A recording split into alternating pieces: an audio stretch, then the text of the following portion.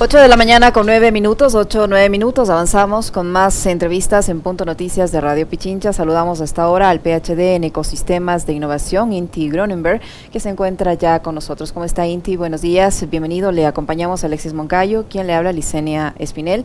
En la coyuntura de la crisis de Ucrania, muchos de los becarios ecuatorianos han decidido no regresarse por temor a perder los años de estudio que han tenido que realizar con mucho esfuerzo en ese país y por el desconcierto o la incertidumbre de no saber con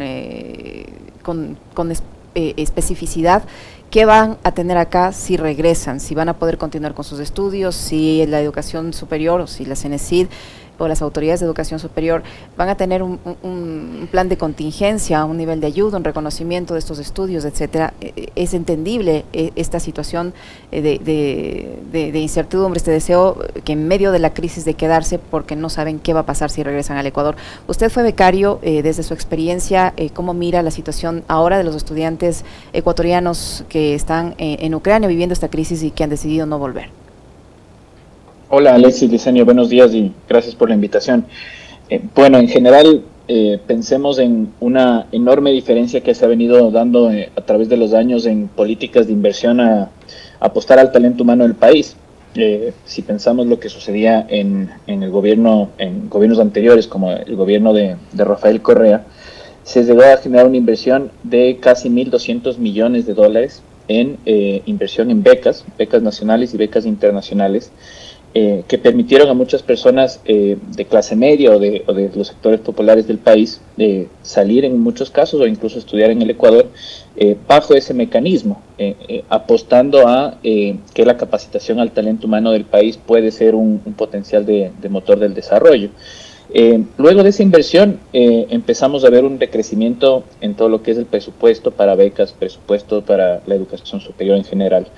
El CENESID empieza a entrar en problemas en el manejo de los contratos de becas con los becarios. Existen cientos de casos de becarios que, como es mi caso incluso, que ni siquiera hemos podido tener la oportunidad de poder que nos acepten la información que nosotros hemos entregado y que se considere nuestro trabajo como compensación. En mi caso yo voy 3 años esperando la respuesta del CENESID, a pesar de que he entregado toda la información, a pesar de que tengo la suerte con el emprendimiento que nosotros hemos traído al país, la tecnología que hemos generado para el Ecuador, de atraer recursos en casi el doble de lo que se me dio a mí en la beca en la mitad del tiempo. Y a pesar de eso, no tengo respuesta del CENESID. Esto, bueno, lo he comentado últimamente justo por esta discusión que se empieza a dar, que cada vez lo que hace es ir en contra de las políticas de pensar en el fomento humano, en pensar en las becas que pueden generarse y el valor que tiene para una sociedad, porque llegamos a un punto en el cual hasta eso pensamos en satanizar. Muchos sectores políticos de acá en el país llegan a ese nivel, ¿no? Entonces, lo cual es un sinsentido. Pensar en que la inversión en el talento humano en el país no genera ningún valor agregado es realmente, no entiendo cómo podemos llegar a esos niveles, ¿no? Y en el caso del CENESID, de crecimiento en todo lo que es presupuestos en becas, por ejemplo, graves problemas en lo que es justamente el manejo de contratos, no de uno, sino de cientos de casos que existen con becarios, lo cual complica a una persona para tomar una decisión, por ejemplo, en situaciones extremas, porque no se sabe cómo va a reaccionar en este caso la institución el ente rector de las becas del país, si es que esto va a complicar aún más los procesos de compensación, si es que puede complicar los contratos y se puede llegar a una terminación unilateral. Entonces, claro, eso afecta no solamente a personas que estén en el área de conflicto al momento en Ucrania, sino a nivel, refleja lo que está sucediendo en la realidad de los becarios a nivel nacional e internacional. ¿Qué tal, Inti? Qué gusto poder conversar con usted y saludarle de paso. Decía hace unos días atrás, Inti, en su cuenta de Twitter, algo que llamó mucho la atención, porque finalmente, sí, mencionaba también Licenia eso, ¿no? Y es lamentable que en un país polarizado como está se utilice a los becarios y algo tan importante como es precisamente la educación como una excusa para satanizar todo lo que se hizo en determinada administración, como siempre tratando de etiquetar además, ¿no? Absolutamente todo, no solo los procesos, sino también a las personas. ¿Cuál es la afectación que han sentido ustedes precisamente por esto, Inti, por las etiquetas, por el estigma, por el haber sido beneficiados o los beneficiarios de un proceso político que hoy es también objeto de el escrutinio y de la opinión pública y de la crítica de determinados medios y de actores políticos? Hola Alexis, buenos días. Bueno, pensemos que más allá de la crítica a la persona, que se puede dar incluso por diferencias de ideología y demás, quizás el problema radica en esta visión que va pasando en varias áreas, en lo que es educación, en lo que son temas ambientales, en lo que es salud, y podemos continuar así con varios sectores estratégicos del país, en el cual se llega a un punto que si un gobierno llega a tener una política definida, por ejemplo, en lo que son becas, viene el gobierno siguiente y solo por el hecho de que el gobierno anterior lo hizo, sin pensar técnicamente cuáles fueron sus resultados, sin pensar cuáles son los siguientes pasos que se tienen que generar, por ejemplo, para generar las condiciones, no solamente para los becarios, sino en general para que se pueda generar emprendimientos que se mantengan en el tiempo en el país. La tasa de emprendimiento de fallo de los emprendimientos en el Ecuador es 8 de cada 10 fallan en al menos 2 años, es muy alta, y eso tiene que ver con condiciones del sistema de emprendimiento e innovación en el Ecuador, y para eso se necesita política pública. Entonces, lo que sucede, mi estimado Alexis, es que cada vez que tenemos un cambio de gobierno, viene con una idea, usa la ideología sobre la parte técnica y sobre planes de corto, mediano y largo plazo. ¿Y qué significa eso? Es que estamos cada vez refundando y reestructurando y pensando de forma distinta políticas que tienen que ser de largo plazo para dar resultados. Y luego estamos criticando que no existen, ¿no? Entonces, uno de esos ejemplos claramente es la educación superior y las becas, la política de becas que se generaba en el país, que no es más, dar una beca no es más que permitir la transferencia de conocimiento de un grupo de personas que ganan esa beca, por eso son procesos competitivos, que no solamente que ganan una beca, sino que tienen que aplicar a las mejores universidades a nivel internacional y ganar un cupo en esas universidades, ¿no? Entonces, ¿qué es lo que genera esto? No solamente a nivel ecuatoriano, sino en todos los países que han generado eso, es traer conocimiento de las mejores universidades hacia el Ecuador y luego tratar de que eso vaya aportando al desarrollo de un país. Pero algo tan lógico y técnico, mi estimado Alexis y Licenia, algo que tiene que ver más allá de las ideologías de izquierda y de derecha, llega a politizarse, y lo que se hace es que cada gobierno que llega viene con una nueva visión y trata de imponer su ideología en función de la técnica, y eso hace que nosotros no progresemos, que una inversión que se hace en un tiempo, en un periodo de gobierno, termina reduciéndose porque no hay continuidad, porque hasta lo que se hace bien a veces en gobiernos anteriores, se termina satanizando solo porque se le etiqueta como un trabajo de un gobierno anterior, y eso hace que países como el Ecuador no avancen en muchos ámbitos, ¿no? La inversión en el talento humano de un país tiene relación directa con el desarrollo del mismo, independiente de cualquier ideología política, ¿no? Inti, ¿qué debería hacer ahora, en este caso, la CENACID, las autoridades de educación superior, frente a este problema puntual de los ecuatorianos que estudian en Ucrania? Yo me imagino, si usted, que ya está 3 años pidiendo que le respondan, y no es solo su caso, como dices, el caso de cientos de becarios, se ha puesto a pensar qué se les pasa por la cabeza a los ecuatorianos que están en medio de un conflicto y el temor de volver a vivir esa situación. O sea, ¿cuál debería ser la respuesta que tiene la CENESID frente a esta situación de los estudiantes, al menos de esos que están en guerra, que necesitan una respuesta urgente? Así es. Yo creo que del lado de gobierno actualmente, Cancillería está haciendo lo que debe hacer. Habrá que ir evaluando luego sus resultados. Está tratando llama a los ecuatorianos a que salgan lógicamente de la zona de conflicto y que tengan que se pongan en resguardo y que vengan acá al Ecuador, ¿no? Dependiendo de sus condiciones, si tienen visa, si es que no tienen visa y demás, ¿no? Entonces, de ese lado creo que se está enviando el mensaje correcto. pero no se puede tampoco dejar a un lado que otra institución pública, que es el CENESID, existen estos problemas. Existen problemas en los cuales cientos de casos represados, falta de respuesta de la autoridad en este sentido sobre las becas y los becarios. Un becario tiene que compensar, por ejemplo, en el país el doble del periodo del tiempo en cualquier institución, puede ser pública, puede ser privada. Tiene un tiempo para hacerlo definido y está reglamentado en un contrato. Y por cosas muy pequeñas en ese contrato, por cualquier variación, se pueden complicar los procesos.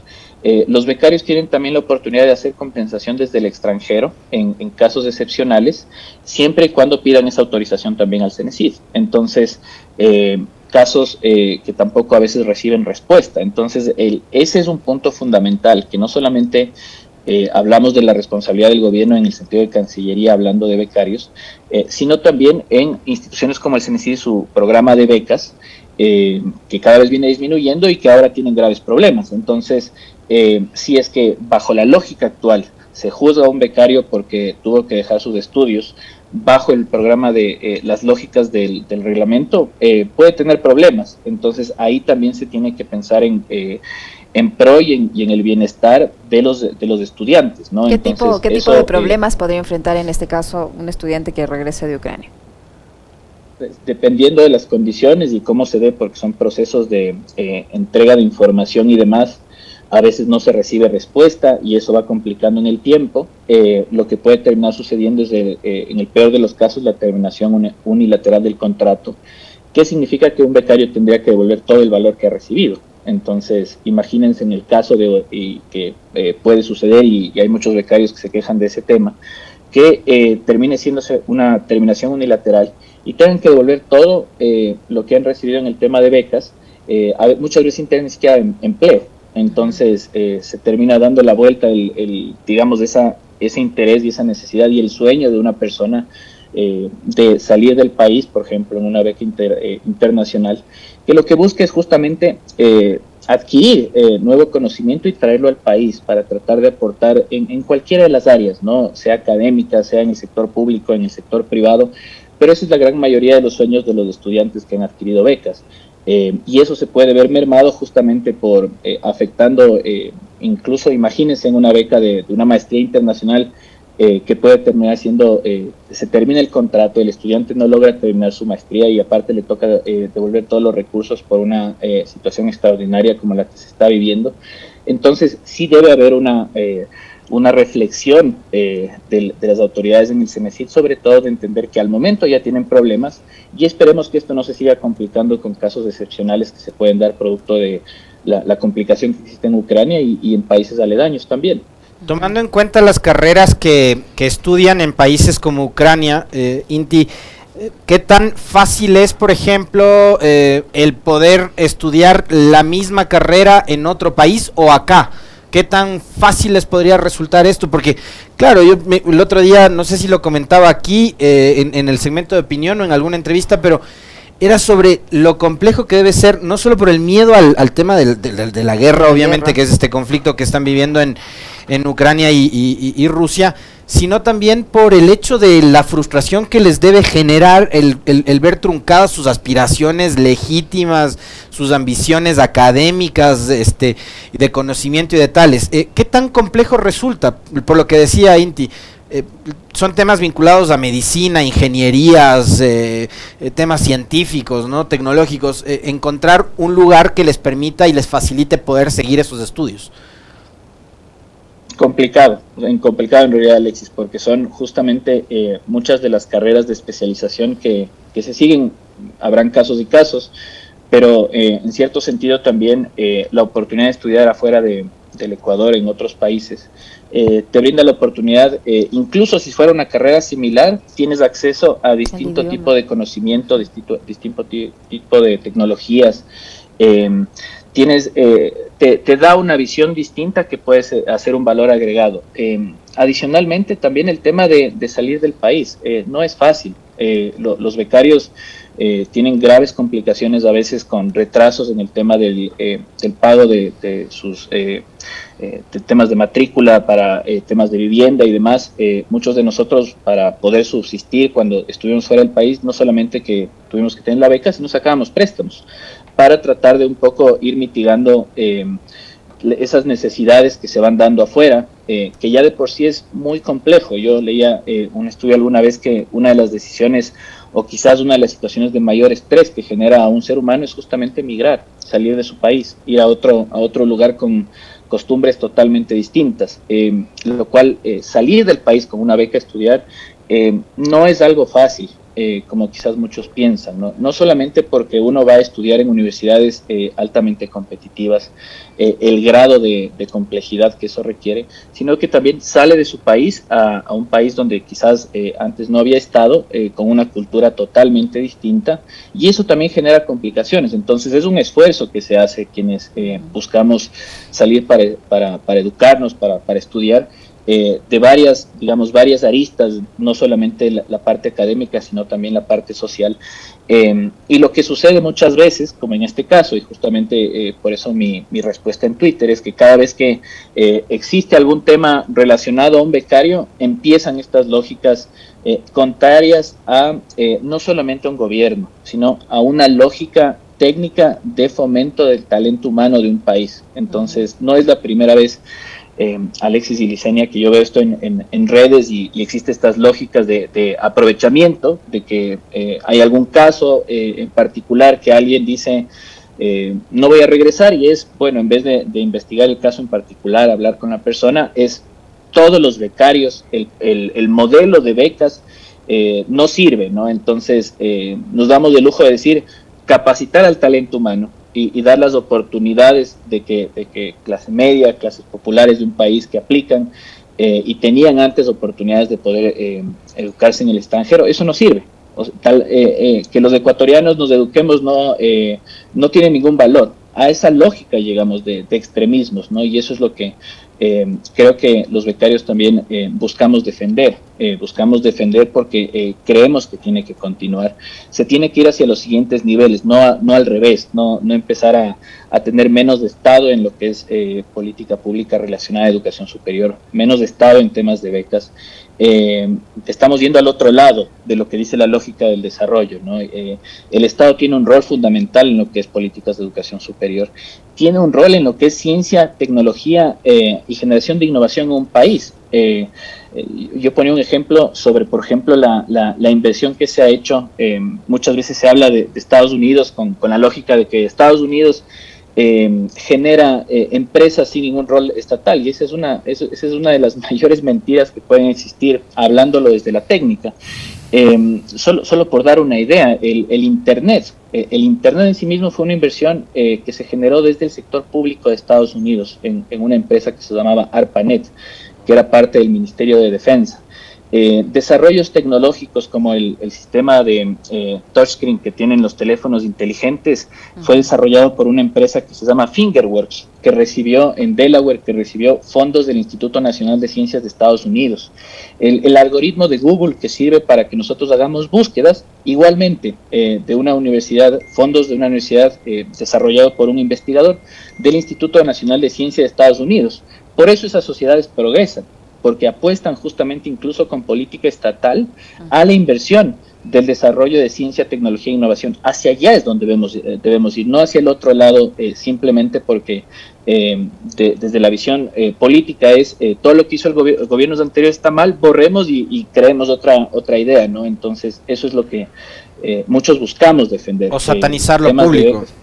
Satanizar lo público, como han intentado hacerlo en los últimos días, también politizándolo con Yachay, que yo me imagino Yachay debe tener un montón de problemas, como suele tener cualquier tipo de proyecto, pero que hoy ha sido también objeto de críticas. Yo también quisiera preguntarle, y no sé si ha tenido tiempo, Inti, de revisar las noticias y todo lo que se ha generado en torno al tema de Yachay, la ciudad del conocimiento, y cómo han tratado de denostarla en los últimos meses, obviamente tratándose de lo que decía precisamente hace un momento nuestro invitado, inversión pública para, por ejemplo, mejorar los niveles de educación en áreas que antes la universidad en este país no le había dado tanta dedicación. Pero ¿cómo ve usted estos ataques que ha sufrido Yachay en los últimos días, Inti? Y años, ¿no? días y años, porque cada vez viene, digamos, en olas, ¿no? Justamente lo que sucedió últimamente bajo un informe que se presentó en la Asamblea Nacional. Y va de la misma mano, ¿no? Pensando en el rol de un gobierno, el ejemplo que les ponía en Estados Unidos de tres distintos tipos de tecnología que nacieron con inversión pública.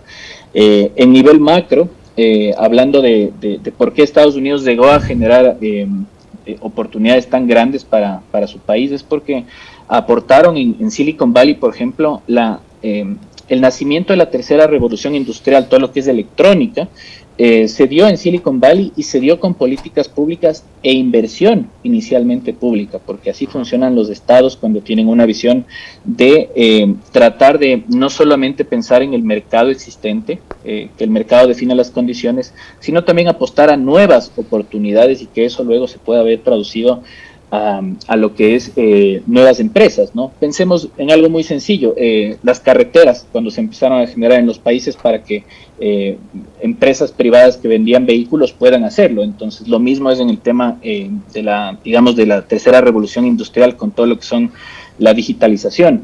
Y ese tipo en la cuarta revolución se va a dar con el 5G, donde China tiene inversión estatal en ese sentido, donde Estados Unidos también lo tiene. Nosotros alejados totalmente de eso, y existió tal vez una idea inicial de generar una ciudad del conocimiento en Urcuquí, quizás pensando en algo bastante, digamos, soñador, si se le puede ver de alguna forma. Hay mucha crítica, sobre todo del concepto per se que tenía la ciudad del conocimiento por la ubicación, alejado de lo que son temas por ejemplo, del sector productivo del país y del sector financiero. Entonces, eso en realidad podía generar retos al concepto inicial. Sin embargo, cuando este tipo de proyectos se generan, lo que hay que ir haciendo en el tiempo es justamente ir corrigiéndolos y adaptándolos para que puedan tener un resultado final, y eso no sucedió. Lo que sucedió luego es igual, otro caso de que porque es un proyecto que se llamaba emblemático en el gobierno de Rafael Correa, llegó el siguiente gobierno y lo que hizo es satanizar todo y decir todo está mal, en lugar de buscar cómo, pensando que es más bien, esto fue una inversión pública, tendrá sus errores, pero hay que ir corrigiendo. ¿Por qué no pensar por ejemplo, en lo que es agrotech, en el sector de Urcuquí, si se pensaba en desarrollo de tecnología? Ahí Urcuquí no es un lugar, como a veces dicen, Yachay está en medio de la nada. No es cierto, está en Urcuquí. Urcuquí es un sector altamente agrícola. Entonces, ¿por qué no tratar de generar recursos para que ese sector agrícola se desarrolle? Que dicho sea de paso, con uno de los sectores con mayor tasa de pobreza, ¿no? A nivel nacional. Entonces, podían darse resultados, se podía ir tratando de adaptar el concepto a la realidad local, pero igual, lo fácil, ¿no? Simplemente es idea de un gobierno anterior, no funciona, dejemos ahí el proyecto, ¿no? Y eso es lo que se intenta, ese abandono y esa falta de lógicas de continuar en un proceso de crear un lugar de generación de tecnología, ese abandono y esa falta de recursos lo que termina haciendo es que cada vez se complique más, ¿no? Tuvo problemas también, y eso hay que ser muy específicos, pero eso se tenía que haber corregido. Y por último, lo que funciona, lo que quedó, que es la Universidad de Yachaytec, donde se generan, hay alto nivel de conocimiento que se genera ahí. Lo que muchas personas no saben, que la idea de Yachay inicial era becar a los estudiantes de colegios públicos del país que no tenían recursos para ir a otras universidades, que vayan a Yachay, que sean quienes tienen, digamos, estudian en institutos, en colegios públicos del país de escasos recursos, que tengan la oportunidad de ir a una universidad acá en el Ecuador, que tenga buenos investigadores y que se puedan capacitar. Entonces, una lógica muy loable que se podía dar en el concepto de Yachaytec, que una vez más, si lo vemos sin banderas ideológicas, si lo vemos desde la técnica, atacar conceptos de universidades es atacar justamente el que los ecuatorianos nos podamos educar. Entonces, eso es lo que hay que evitar que suceda en las lógicas que se dan de satanizar lo que un gobierno hace solamente porque fue el anterior, nada más, y tengo que irme en contra de todo lo que se hizo, ¿no? Muy claro. Muchísimas gracias, Inte, por su tiempo, por la información que nos ha proporcionado Inte Gronenberg, que ha estado con nosotros. Muy amable. Muy amable, Inti, gracias. A ustedes.